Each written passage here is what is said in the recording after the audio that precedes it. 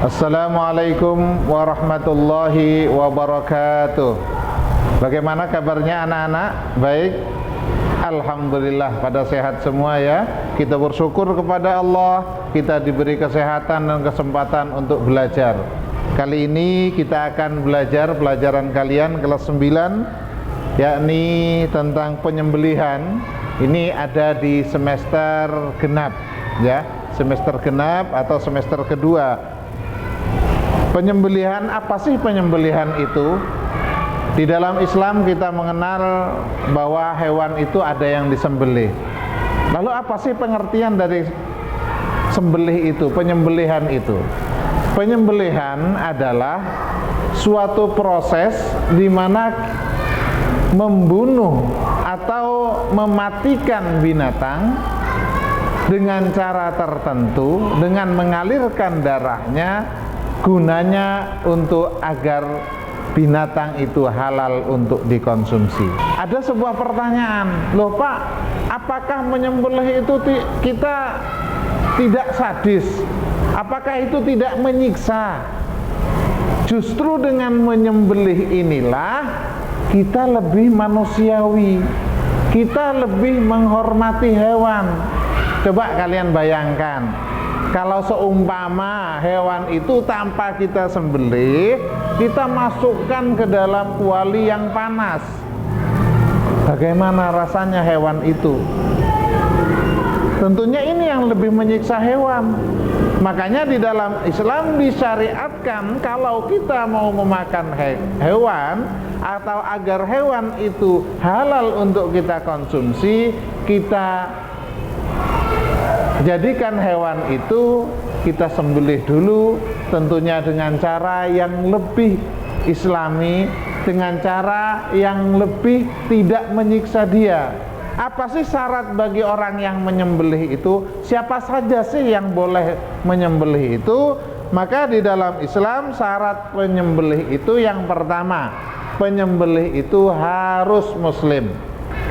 Maka tidak halal atau tidak boleh kalau di dalam penyembelihan itu yang menyembelih non-muslim atau orang yang bukan beragama Islam.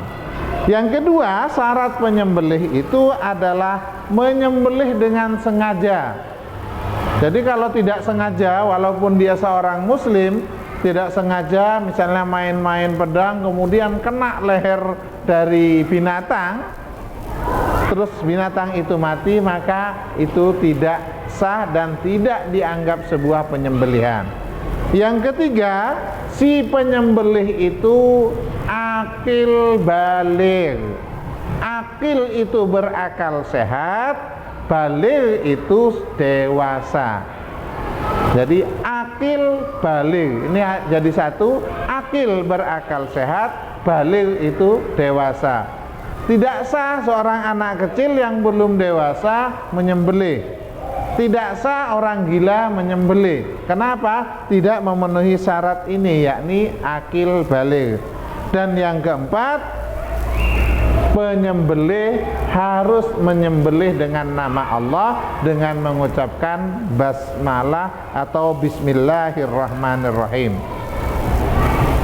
Penyembelih juga disunahkan untuk membaca sholawat dan takbir 3 kali. Kita lanjut pada binatang yang disembelih atau hewan yang disembelih. Syaratnya apa sih hewan yang disembelih itu yang halal nantinya untuk dimakan? Yang pertama, hewan yang disembelih itu satu, harus dalam keadaan hidup.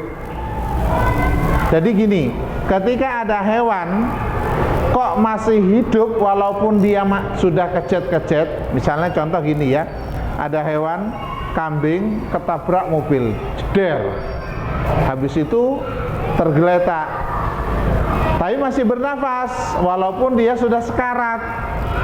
Maka ada orang, tadi syaratnya Islam, baligh, sengaja dia untuk menyembelih dan baca bismillahirrahmanirrahim. Kemudian dia selagi itu masih ada nafasnya, kemudian sempat menyembelih ketika masih bernafas hewan itu, maka sah atau boleh hewan itu nanti dimakan. Yang kedua, hewan itu termasuk hewan yang halal dikonsumsi. Ya, saya ulangi anak-anak, hewan yang halal untuk dikonsumsi. Jadi kalau hewan yang sudah memang jelas-jelas Allah dan Rasulnya haramkan untuk dikonsumsi, maka tidak sah untuk disembelih, tidak boleh untuk sembelih. Contoh gini, babi itu sudah diharamkan oleh Allah, hurrimat alaikumul maitatu dan seterusnya, diharamkan oleh Allah, terus kamu sembelih, tetap hukumnya haram walaupun kamu dalam penyembelihannya semuanya memenuhi syarat. Kita akan membahas alat yang dipakai untuk menyembelih itu apa, ya, alat yang dipakai untuk menyembelih itu apa. Maka alat yang dipakai untuk menyembelih, satu syaratnya harus tajam, ya, tajam untuk melukai. Dan kalau perlu sangat tajam sekali. Kenapa? Karena ketika digunakan ini tidak menyakitkan dari hewan yang disembelih. Yang kedua, alat itu tidak terbuat dari tulang, tidak terbuat dari kuku, juga tidak terbuat dari gigi. Ya. Terus yang ketiga, alat yang digunakan itu bisa terbuat dari besi, bisa terbuat dari baja, bisa terbuat dari bambu, bisa terbuat dari apapun yang bisa tajam. Ya. Loh, apa bisa Pak bambu itu tajam? Bisa. Yang disebut dengan sembilu itu sangat tajam sekali.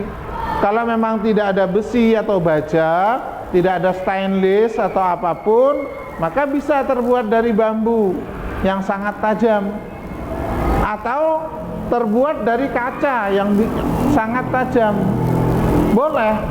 Jadi tidak harus pisau, tidak harus parang, tapi segala sesuatu yang sangat tajam. Lalu bagaimana cara kita menyembelih dengan secara manual? Tata cara kita menyembelih secara manual, yang pertama, niat memotong hewan itu ya karena Allah, ya.